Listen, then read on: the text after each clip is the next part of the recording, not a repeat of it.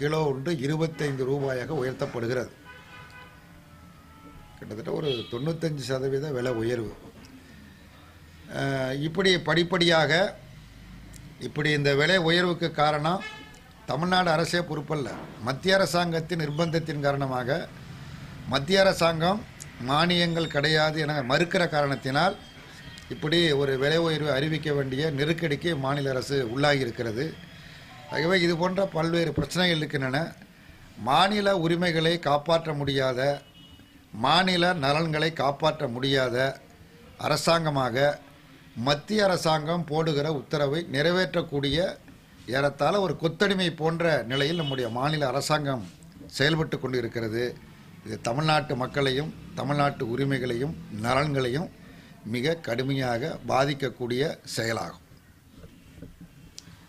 மாதர் சங்கத்தினுடைய அகில இந்திய பொதுச் செயலாளர் ஆணிராஜா அவர்களை மிக கடுமையாக தாக்கி அவர் மருத்துவமனையில் அனுமதிக்கப்பட்டிருக்கிறார்.